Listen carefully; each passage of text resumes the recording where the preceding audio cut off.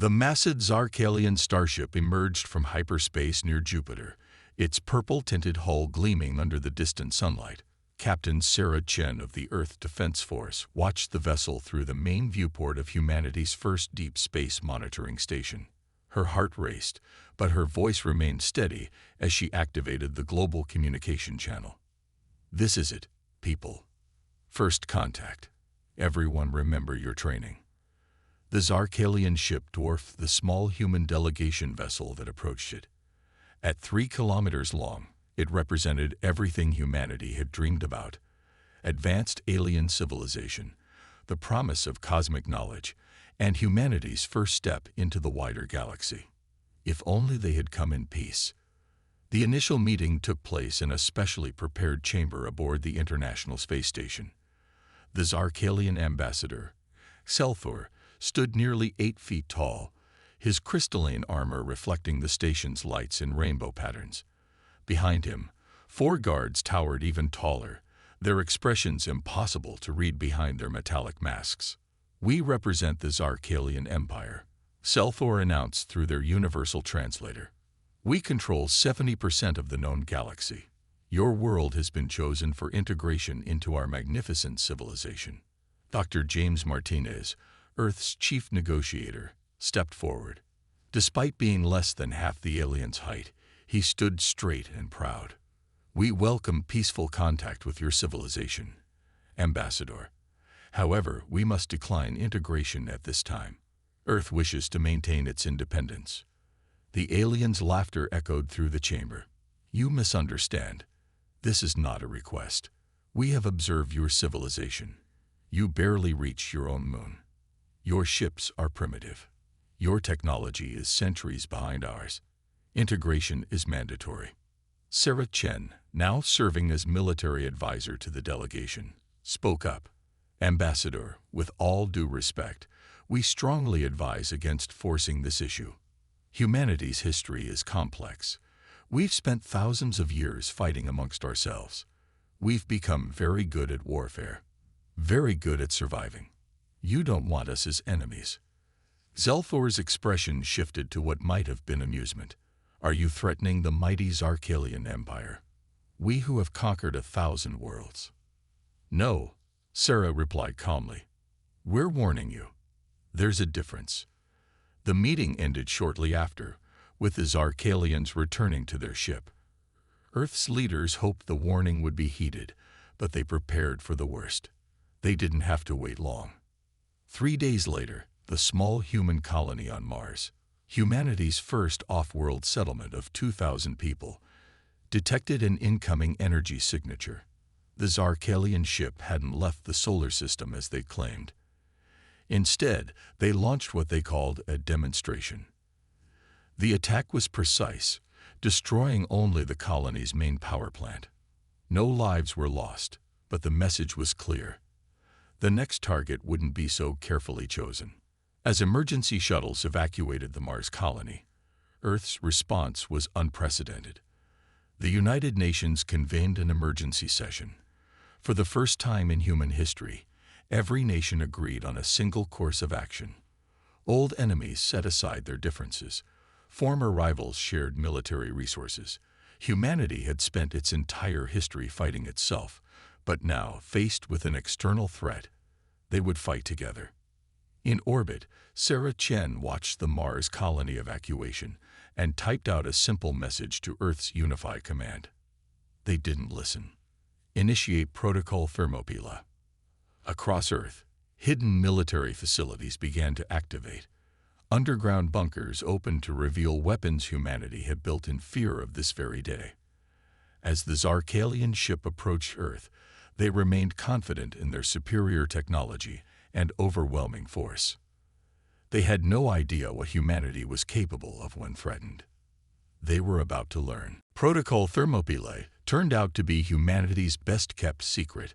For decades, while nations appeared to compete in space, they had actually been cooperating, building hidden defenses throughout the solar system. Now those preparations would be put to the test. Admiral Chen watched from the newly revealed command center beneath the Himalayas as global defense networks came online.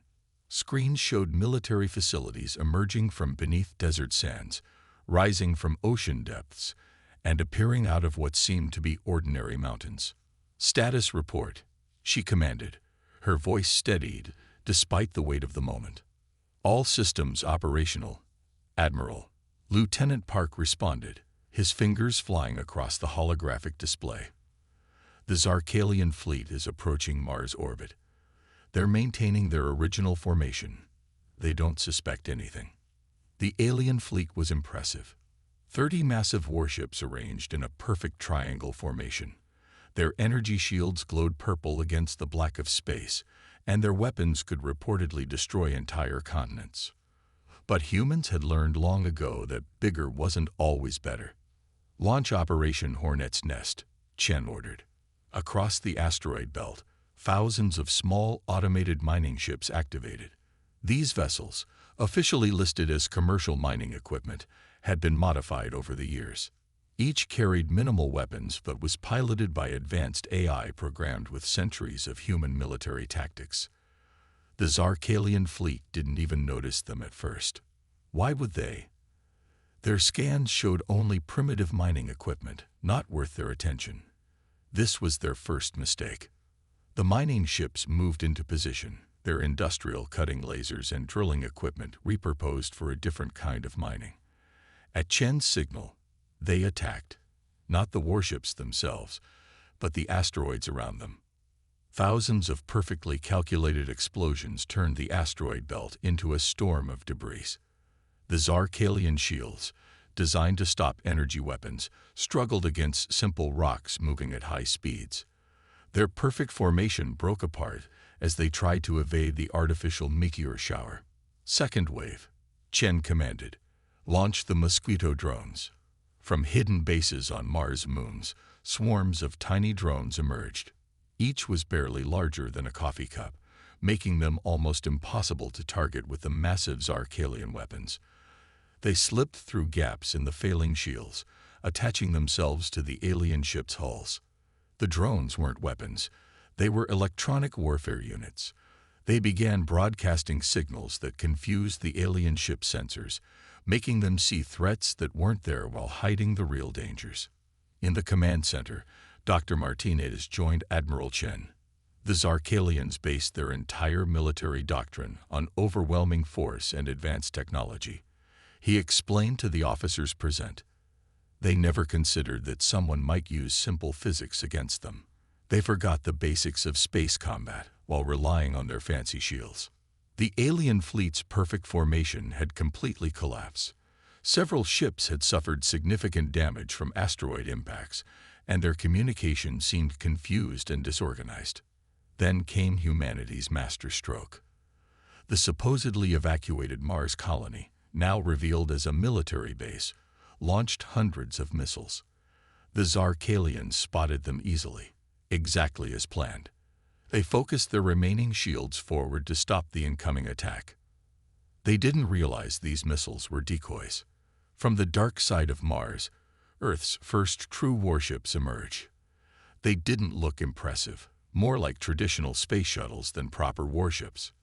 But they carried humanity's secret weapon, electromagnetic rail guns that fired simple metal projectiles at incredible speeds.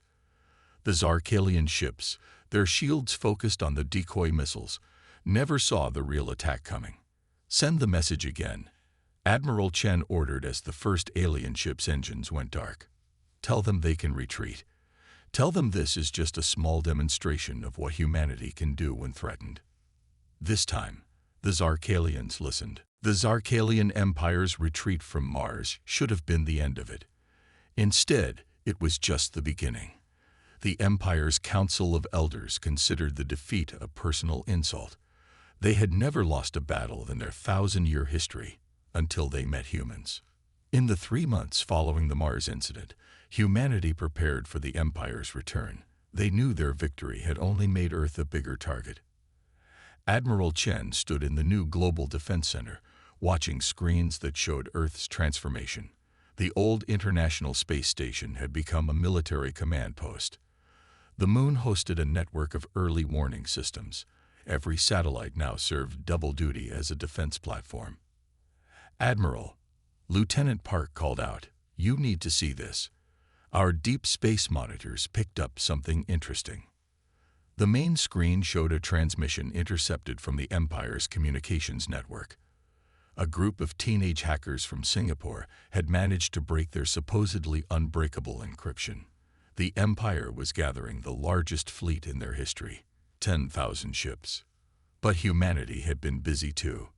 "Show me Project Odysseus," Chen ordered. Another screen lit up, displaying Earth's secret weapon.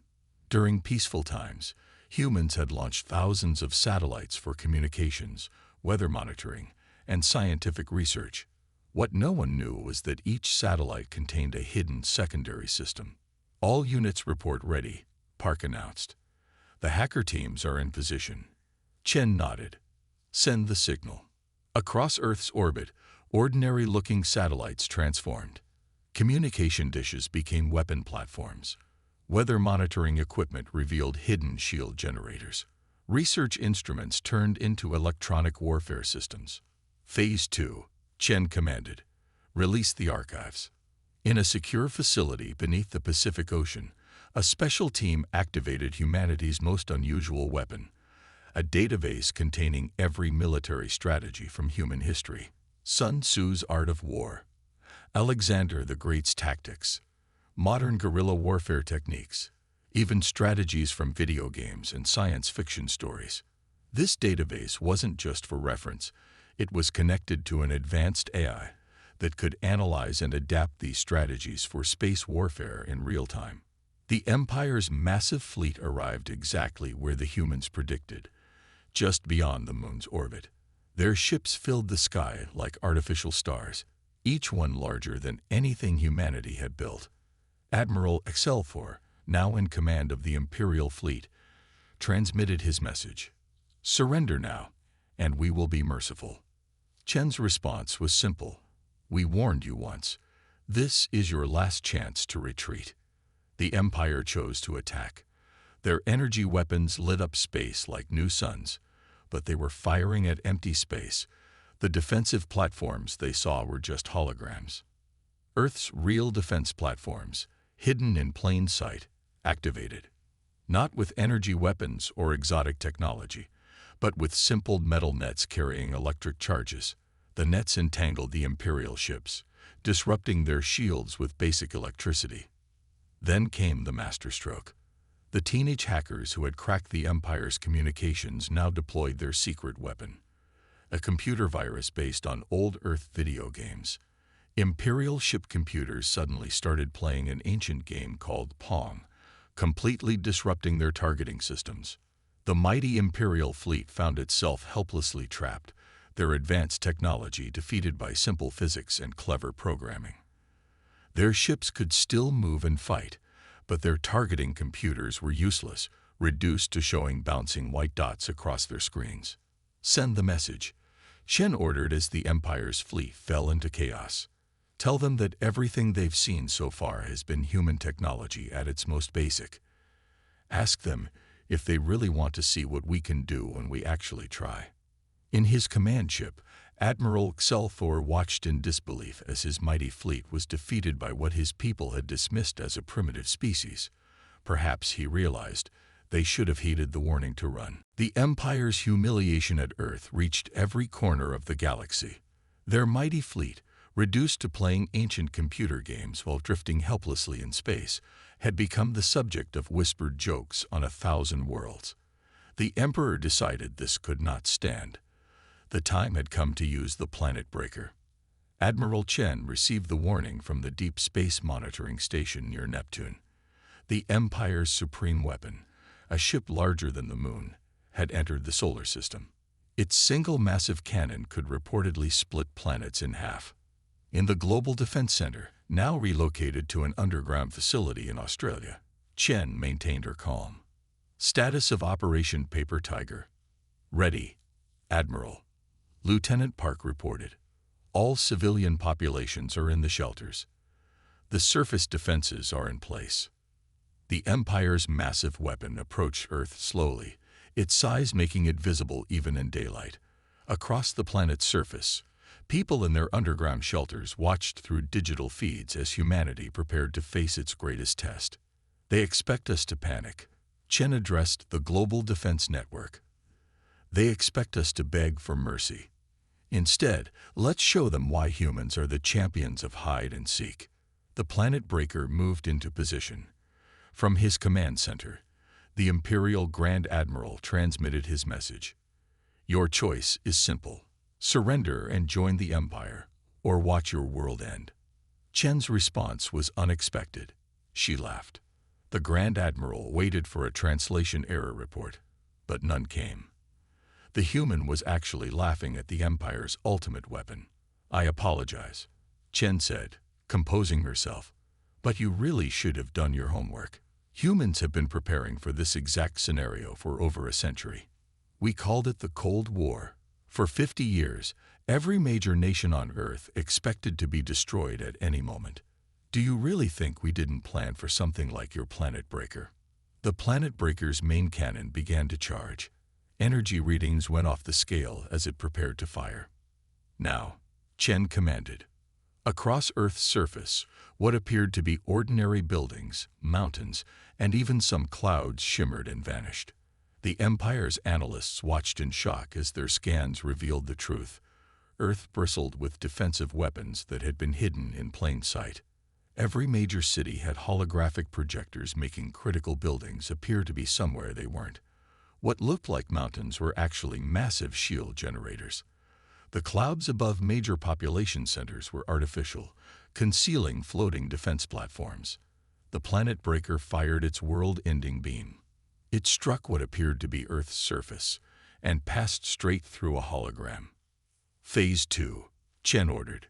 From hidden bases on the far side of the moon, Earth's real defense grid activated. Not energy weapons or exotic technology, but simple mirrors, thousands of them, each perfectly positioned and crafted from materials developed during Earth's space programs. The planet breaker's own energy beam reflected back at it from 100 different angles. The massive shift shields, designed to protect against external attacks, had no defense against its own weapon. The Empire's ultimate weapon didn't explode. It didn't break apart dramatically. Instead, its power systems simply overloaded and went dark, leaving the massive ship drifting helplessly in space. Send the final message, Chen commanded. Tell them that everything they've seen, the holograms, the mirrors, even the underground shelters, all of it was developed 50 years ago when we were fighting ourselves. Ask them if they really want to see what we've developed since then. The Empire's response was immediate. For the first time in their 1,000-year history, they transmitted a message containing a single word. Wait. 1 month after the planet breaker incident, the Grand Hall of the United Nations hosted an unprecedented meeting. For the first time in history, the Emperor of the Zarkalian Empire left their home world to personally conduct peace negotiations. Admiral Chen stood at the entrance, watching as the alien delegation arrived. The Emperor was smaller than other Zarkalians, barely 7 feet tall, but carried themselves with quiet dignity. Gone was the overwhelming pride that had characterized their species' earlier interactions with Earth. Welcome to Earth, Chen said, bowing slightly. We appreciate you coming in person. The Emperor looked around the hall, studying the representatives from every human nation. In 1,000 years of ruling the galaxy, I never imagined I would be the first emperor to sign a peace treaty we didn't dictate ourselves. Inside the hall, Dr. Martins led the negotiations. The terms were simple. Earth would not seek revenge for the attempted invasion. In return, the Empire would recognize Earth's independence and establish diplomatic relations. There's one more thing, Martins added, surprising everyone. We want to help. The Emperor's translator took a moment to process this. Help, after we tried to destroy your world. Martinez nodded. Earth's nations spent centuries fighting each other. We learned the hard way that enemies can become allies. That peace is stronger than pride. We're offering to share this knowledge with the Empire. The Emperor studied the human carefully. Share knowledge. with the empire that tried to conquer you. Yes, Chen joined in. Because we've learned something else from our history. Holding grudges only leads to more conflict. We'd rather turn an enemy into a friend. The news spread quickly across the galaxy. The mighty empire, which had never known defeat, had not only lost to a supposedly primitive world, but was now learning from them. The effects were immediate and surprising. Within 6 months, the first human embassy opened on the imperial capital world. Earth's diplomats brought with them something the empire had never considered: the concept of peaceful conflict resolution. In the academy where imperial officers trained, human instructors taught classes on thinking outside the box, on finding peaceful solutions, and most importantly, on admitting when you're wrong. The empire's military leaders, initially resistant, found themselves fascinated by Earth's military history, not for its weapons, but for its lessons in strategy, adaptation, and the importance of understanding your opponent. 1 year after the failed invasion, Admiral Chen stood on the observation deck of humanity's first faster-than-light ship, built with a combination of human innovation and imperial technology. Beside her, the former Imperial Admiral Scifi watched Earth grow smaller as they prepared for their first diplomatic mission together. "I still don't understand," Scifi said. "Why offer friendship after what we tried to do?" Chen smiled. "Because that's another human trait you didn't know about. We're not just good at fighting. We're good at forgiving, too. Most of Earth's closest allies today were enemies in the past. We learned that sometimes the strongest alliance comes from understanding each other after a conflict." As their ship prepared to jump to light speed, news arrived from Earth. The United Nations had just approved a new department, the Office of Galactic Peace and Cooperation. Its mission was simple: to help other species learn from humanity's long history of turning conflicts into cooperation. "You know," Chen said to Excelfor, as stars streaked past their viewport, "sometimes the greatest victory isn't defeating your enemy. Sometimes it's turning them into a friend." The Empire had expected to find a primitive species easy to conquer. Instead, they found something far more valuable: teachers who could help them become better than they were.